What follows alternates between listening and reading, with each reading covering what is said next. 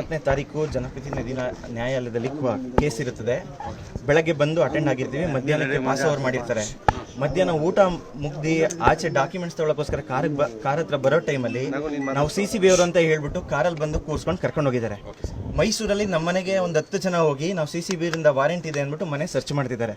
ಇಲ್ಲಿ CCB ಅವರು ಅಂತ ನಾವು ಕರ್ಕೊಂಡು ಹೋಗಿದ್ದಾರೆ. ಯಾರಿಗೂ ಏನು ಯಾವ ಕೇಸು ಏನು ಇನ್ಫಾರ್ಮೇಶನ್ ಏನು ಕೊಡಲಿಲ್ಲ ಕಂಪ್ಲೀಟ್ ಆಗಿ. ನೀವು ಇಲ್ಲಿ CCB ಕಚೇರಿಗೆ ಬಂದಾಗ ಏನು ಮಾಹಿತಿ ಕೊಡ್ತಾರೆ ಸರ್? CCB ಅವರು ಬಂದು ಕೇಳಿದ್ರೆ ಗೊತ್ತೇ ಇಲ್ಲ ಅನ್ನೋ ರೀತಿ ಹೇಳ್ತಿದ್ದಾರೆ. ನಮ್ಗೇನು ವಿಚಾರ ಬಂದಿಲ್ಲ ಅಂತ ಹೇಳ್ತಿದ್ದಾರೆ. ಅಲ್ಲಿ ನೋಡಿದ್ರೆ ಮನೆ ಹತ್ರ ಹೋಗಿ CCB ಅವರು ಅಂತ ಹೇಳಿ ವಾರೆಂಟ್ ಇಟ್ಕೊಂಡು ಮನೆಯೆಲ್ಲ ಹುಡುಕ್ತಿದ್ದಾರೆ. ಇಲ್ಲಿ ಬಂದು ಪೂರ್ತಿ ಮಾಹಿತಿ ಏನು ಮಾಹಿತಿನೂ ಕೊಡಲಿಲ್ಲ, ಏನಕ್ಕೆ ಕರ್ಕೊಂಡು ಹೋಗ್ತಿದ್ದಾರೆ ಏನು ಅಂತ. ಕಾರಲ್ಲಿ ಕೂರ್ಸ್ಕೊಂಡು ಕರ್ಕೊಂಡು ಹೋಗಿದ್ದಾರೆ. ಏನಕ್ಕೆ ಈ ದಬ್ಬಾಳಿಕೆ ಮಾಡ್ತಿದ್ದಾರೆ ಅನ್ನೋದು ಗೊತ್ತಿಲ್ಲ. ಸರ್ ನಾನು ನೋಡಿದ್ದೀನಿ ಅಲ್ಲಿರೋದು ತುಂಬಾ ಜನ ನೋಡಿದ್ದಾರೆ ಸರ್. ನಾನು ಸ್ವಲ್ಪ ದೂರ ಇದ್ದೆ, ನಾನು ಬರೋ ಅಷ್ಟೊತ್ತಿಗೆ ಕಾರಲ್ಲಿ ಕೂರ್ಸ್ಕೊಂಡು ಕರ್ಕೊಂಡು ಹೋಗಿದ್ದಾರೆ. ಅಲ್ಲಿದ್ದವರು ಕಾರಲ್ಲಿ ಕೂರ್ಸ್ಕೊಂಡು ಆ ಕಾರಲ್ಲಿ ಕರ್ಕೊಂಡು ಹೋದ್ರು ಅಂತ ಹೇಳಿದ್ರು. ಇನೋವಾ ಕಾರಲ್ಲಿ ಕೂರ್ಸ್ಕೊಂಡು ಕರ್ಕೊಂಡು ಹೋಗಿದ್ದಾರೆ. ಅರೆಸ್ಟ್ ಬಗ್ಗೆ ಏನಾದರೂ ಮಾಹಿತಿ ಸರ್? ಅರೆಸ್ಟ್ ಬಗ್ಗೆ ಮಾಹಿತಿ ಇಲ್ಲ ಸರ್. ಅರೆಸ್ಟ್ ಬಗ್ಗೆ ಏನು ಅಂತ ಮಾಹಿತಿ ಇಲ್ಲ. ಅರೆಸ್ಟ್ ಮಾಡಿದ್ದಾರೆ ಅಂತ ಹೇಳಿದ್ಕೋಸ್ಕರ ನಾನು ಇಲ್ಲಿ ಬಂದೆ. ಇಲ್ಲಿ ನೋಡಿದ್ರೆ CCB ಅವರು ನಮ್ಗೆ ಗೊತ್ತೇ ಇಲ್ಲ ಅನ್ನೋ ರೀತಿ ಹೇಳ್ತಿದ್ದಾರೆ. ನನಗೆ ಒಂದು ನಮ್ಗೆ ಪರಿಚಯಿಸದಿಂದ ಬಂದಿದ್ದು ಇನ್ಫಾರ್ಮೇಶನ್ ಪ್ರಕಾರ ಎಲ್ಲೋ ಅಜ್ಞಾತ ಸ್ಥಳಕ್ಕೆ ಕರ್ಕೊಂಡು ಹೋಗಿದ್ದಾರೆ ಅಂತ ಹೇಳ್ತಿದ್ದಾರೆ. ಅವ್ರ ಜೀವಕ್ಕೆ ಸ್ವಲ್ಪ ಪ್ರಾಬ್ಲಮ್ ಇದೆ. ಏನಾದರೂ ಆದರೆ ಈ ಸರ್ಕಾರನೇ ಕಾರಣ ಸರ್. ಅವ್ರ ಜೀವಕ್ಕೆ ಏನಾದ್ರು ಪ್ರಾಬ್ಲಮ್ ಸರ್. ಕೃಷ್ಣ ಅವರು ಒಂದಷ್ಟು ನಕಲಿ ಆಡಿಯೋಗಳನ್ನು ಮಾಡಿ ವೈರಲ್ ಮಾಡಿದ್ರು, ಮತ್ತು ಅಧಿಕಾರಿಗಳಿಗೆ ತೇಜೋವಧೆ ಮಾಡೋ ಕೆಲಸ ಮಾಡಿದ್ದಾರೆ ಅಂತೇಳಿ ಯಾರೋ ಕಂಪ್ಲೇಂಟ್ ಕೊಟ್ಟಿದ್ರು ಅಂತ ಅರೆಸ್ಟ್ ಮಾಡಿದ್ದಾರೆ ಅಂತ ಸರ್. ಅದು ನಕಲಿನ ನಿಜಾನ ಅನ್ನೋದನ್ನ ತನಿಖೆ ಮಾಡಿದ್ರೆ ಗೊತ್ತಾಗುತ್ತೆ. ನಾವು ತನಿಖೆ ಮಾಡಿ ಅಂತಾನೆ ಕೊಟ್ಟಿರೋದು ಅವ್ರಿಗೆ. ನಾವು ಕೊಟ್ಟಿರೋ ಕಂಪ್ಲೇಂಟ್ ತನಿಖೆ ಮಾಡಲ್ಲ. ಅವ್ರು ಯಾರೋ ಇನ್ನೊಬ್ರು ಕಂಪ್ಲೇಂಟ್ ಕೊಟ್ಟ ತಕ್ಷಣ ಅರೆಸ್ಟ್ ಮಾಡ್ತೀನಿ ಅಂತ ಈಗ ತಕ್ಷಣ ಅರೆಸ್ಟ್ ಮಾಡಿದ್ದಾರೆ. ಯಾರನ್ನ ತಡೆಯಕ್ಕೆ ಏನು ನಾವು ಮಾಡ್ತಿರೋ ಕೆಲಸನ ತಡೆಯೋಕ್ಕೋಸ್ಕರ ಇದನ್ನ ಮಾಡ್ತಿದ್ದಾರೆ ಸರ್. ಯಾವ ವಿಚಾರದಲ್ಲಿ ತಮ್ಮ ತಂದೆಯವರು ಅಂದ್ರೆ ಹಿಂದಿನ ವಿಚಾರದಲ್ಲಿ ಸರ್ ಎಲ್ರಿಗೂ ಗೊತ್ತಿರೋ ರೀತಿ ಮೂಡ ಕೇಸಲ್ಲಿ ನಮ್ಮಪ್ಪ ತುಂಬಾ ಹೋರಾಟ ಮಾಡ್ತಿದ್ದಾರೆ. ತುಂಬಾ ದೊಡ್ಡ ವ್ಯಕ್ತಿಗಳ ಹೆಸರು ಅದರಿಂದ ಆಚೆ ಬಂದಿದೆ. ಅವರು ಮಾತಾಡಿರೋ ಆಡಿಯೋ ರೆಕಾರ್ಡ್ಗಳ ಆಚೆ ಸಿಕ್ಕಿದೆ. ಎಲ್ಲಿ ಅವ್ರ ತಲೆ ಮೇಲೆ ಬರುತ್ತೆ ಅನ್ನೋದಕ್ಕೋಸ್ಕರ, ನಮ್ಮಪ್ಪನ ತಡೆಯೋದಕ್ಕೋಸ್ಕರ, ನಮ್ಮಪ್ಪನ ಬಾಯಿ ಮುಚ್ಚೋದಕ್ಕೋಸ್ಕರ ದುಡ್ಡನ್ನ ಆಮಿಷ ಓಡಿಸೋಕೆ ಪ್ರಯತ್ನ ಪಡ್ತಿದ್ದಾರೆ. ನಮ್ಮಪ್ಪ ಅದಕ್ಕೆ ಒಪ್ಪಿಲ್ಲ, ಅವ್ರ ಹೋರಾಟ ನಿಲ್ಲಿಸ್ತಿಲ್ಲ. ಆ ಕಾರಣದಿಂದ ಇದೆಲ್ಲ ಮಾಡ್ತಿದ್ದಾರೆ ಸರ್. ಇವತ್ತು ಸಿದ್ದರಾಮಯ್ಯ ಅವ್ರದ್ದು ಮೂಡ ಕೇಸ್ ಇತ್ತು ಸರ್. ಬೆಳಗ್ಗೆ ಅಟೆಂಡ್ ಆಗಿದ್ವಿ, ಮಧ್ಯಾಹ್ನಕ್ಕೆ ಟೈಮ್ ಕೊಟ್ಟಿದ್ರು ಆರ್ಗ್ಯುಮೆಂಟ್ ಮಾಡೋಕ್ಕೆ.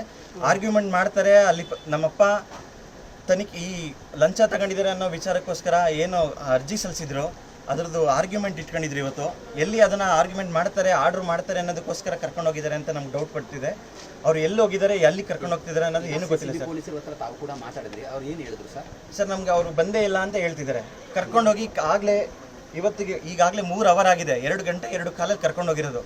ಇದುವರೆಗೂ ಅವ್ರು ಎಲ್ಲಿದ್ದಾರೆ, ಏನ್ ಮಾಡ್ತಿದ್ದಾರೆ, ಯಾರು ಕರ್ಕೊಂಡು ಹೋಗಿದ್ದಾರೆ, ಏನು ಸರ್ ಕರ್ಕೊಂಡು ಹೋಗ್ತಾ ಇದೀವಿ ಅಂತ ಹೇಳಿದ್ರು. ಅರೆಸ್ಟ್ ಅಂತ ಕ್ಲಿಯರ್ ಆಗಿ ಹೇಳಿಲ್ಲ ಸರ್.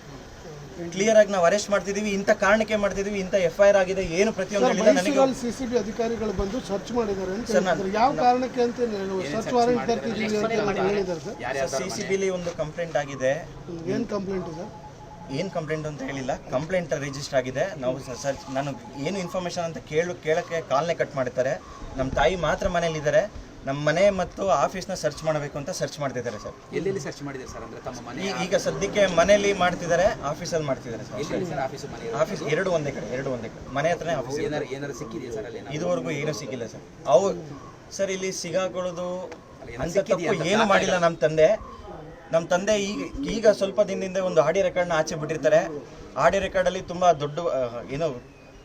ತುಂಬ ದೊಡ್ಡ ಸೀರಿಯಸ್ ವಿಚಾರ ಇರುತ್ತೆ. ಆ ಸೀರಿಯಸ್ ವಿಚಾರ ಆಚೆ ಬರಬೇಕು ಅನ್ನೋದಕ್ಕೋಸ್ಕರ ಈ ಥರ ಮಾಡ್ತಿದ್ದಾರೆ ಅನ್ನೋದು ಡೌಟ್ ಬರ್ತಿದೆ ಸರ್. ಸರ್ ಸರ್ ಈ ಕೇಸಲ್ಲಿ ಮೂಡ ಕೇಸಲ್ಲಿ ಬಿ ರಿಪೋರ್ಟ್ ಹಾಕಬೇಕು ಅನ್ನೋದಕ್ಕೋಸ್ಕರ ಮೊದಲು ಏನು ಮೂಡ ಕಮಿಷನರ್ ಆಗಿದ್ರು ನಟೇಶ್ ಅನ್ನೋರು, ಅವರು ಲಂಚ ಕೊಟ್ಟಿದ್ದಾರೆ ಅನ್ನೋ ವಿಚಾರ ಆಚೆ ತರ್ತಾರೆ. ಆ ಮೂಡ ಕಮಿಷನರು ನಮ್ಮ ತಂದೆಯವ್ರಿಗೆ ಡೈರೆಕ್ಟಾಗಿ ಸಿಕ್ಕಿ ಅವ್ರಿಗೆ ಸ್ವಲ್ಪ ಹಣದ ಆಮಿಷ ಓಡಿಸಿ ಕೇಸ್ನ ಹೇಗಾದರೂ ಮುಚ್ಚಬೇಕು ಅನ್ನೋದು ಪ್ರಯತ್ನ ಪಡ್ತಿರ್ತಾರೆ. ಆ ಕಾರಣಕ್ಕೋಸ್ಕರ ಇನ್ನೊಬ್ಬರಿಗೆ ಕಾಲ್ ಮಾಡಿ ನಮ್ಮ ಅಪ್ಪನಿಗೆ ಪರಿಚಯ ಇರೋರಿಂದ ಅವ್ರನ್ನ CMI ಕೃಷ್ಣವನ್ನ ನಮಗೆ ಪರಿಚಯ ಮಾಡಿಸಿ ನಾವು ಡೈರೆಕ್ಟಾಗಿ 1 to 1 ಮಾತಾಡಬೇಕು ಅಂತ ಹೇಳಿರ್ತಾರೆ. ಆ ರೆಕಾರ್ಡನ್ನು ನಮ್ಮಪ್ಪ ಆಚೆ ಬಿಟ್ಟಿರ್ತಾರೆ ಸರ್. ಅದ್ರ ಜೊತೆಗೆ ಇನ್ನೂ ರೆಕಾರ್ಡ್ಗಳಿದೆ. ನಮ್ಮಪ್ಪ ಇದನ್ನು ತನಿಖೆ ಮಾಡಿ ಈ ಥರ ಆಮಿಷ ಒಡ್ಡು ಈ ಕೇಸ್ನ ಮುಚ್ಚಕ್ಕೆ ಪ್ರಯತ್ನ ಪಡ್ತಿದ್ದಾರೆ ಅಂತ ನಮ್ಮಪ್ಪ ಕೋರ್ಟ್ಗೆ ಅಪ್ಲಿಕೇಶನ್ ಕೊಟ್ಟಿದ್ದಾರೆ, ಲೋಕಾಯುಕ್ತಕ್ಕೆ ಕಂಪ್ಲೇಂಟ್ ಕೊಟ್ಟಿದ್ದಾರೆ, ED ಅವ್ರಿಗೆ ಕಂಪ್ಲೇಂಟ್ ಕೊಟ್ಟಿದ್ದಾರೆ. ಇದೆಲ್ಲ ವಿಚಾರ ಆಚೆ ಬರುತ್ತೆ ಅನ್ನೋದಕ್ಕೋಸ್ಕರ ಇದನ್ನ ನಮ್ಮಪ್ಪನ ಈ ಕೇಸಿಂದ ಹಿಂದೆ ಸರಿಸೋಕ್ಕೋಸ್ಕರ ಇದೆಲ್ಲ ಪ್ರಯತ್ನ ಮಾಡ್ತಿದ್ದಾರೆ ಸರ್. ಸದ್ಯಕ್ಕೆ ನನಗೆ ಗೊತ್ತಿರಾಗೆ ಏನು ಮೀಡಿಯಾದವರು ಸಿಕ್ಕಿದೆ ಅಷ್ಟು ಮಾತ್ರ ಆಡಿಯೋ ಸಿಕ್ಕಿದೆ ಸರ್. ಈ ಕೇಸಲ್ಲಿ ತನಿಖೆ ಮಾಡಿದ್ರೆ ಗೊತ್ತಾಗುತ್ತೆ ಯಾರ್ಯಾರು ಇದ್ದಾರೆ, ಏನೇನು ಮಾತಾಡಿದ್ದಾರೆ, ಏನೇನು ವಿಚಾರಗಳಿದೆ ಅನ್ನೋದು ತನಿಖೆ ಬರುತ್ತೆ. ಆ ತನಿಖೆ ಮಾಡಬಾರ್ದು ಅನ್ನೋದಕ್ಕೋಸ್ಕರ ಇದನ್ನ ನಮ್ಮಪ್ಪನ ಹಿಂದೆ ಸರಿಸೋಕ್ಕೋಸ್ಕರ ಇದೆಲ್ಲ ಕೆಲಸ ಮಾಡ್ತಾರೆ. ಒಳಗಿಲ್ಲ ಅಂತ ಹೇಳಿದರೆ ಏನು ಮಾಹಿತಿನೂ ಕೊಡ್ತಿಲ್ಲ, ಇಂಥವ್ರಿಗೆ ಈ ಥರ ಆಗಿದೆ ಅನ್ನೋದು ಕೊಡ್ತಿಲ್ಲ. ಸ್ವಲ್ಪ ನಮಗೆ ಆತಂಕ ತುಂಬಾ ಇದೆ ಸರ್. ನಿರ್ಭೀತ, ನಿಷ್ಪಕ್ಷಪಾತ, ವಿಶ್ವಾಸಾರ್ಹ ಸುದ್ದಿಗಳಿಗೆ ಮತ್ತೊಂದು ಹೆಸರಾಗಿರುವ ನ್ಯೂಸ್ 18 ಕನ್ನಡ ಈಗ ಆಪ್ನಲ್ಲೂ ಲಭ್ಯವಿದೆ.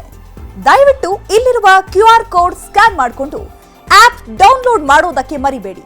ನಿಮ್ಮ ಬೆಂಬಲ ಹೀಗೆ ಸದಾ ನಮ್ಮೊಂದಿಗಿರಲಿ. ಧನ್ಯವಾದ.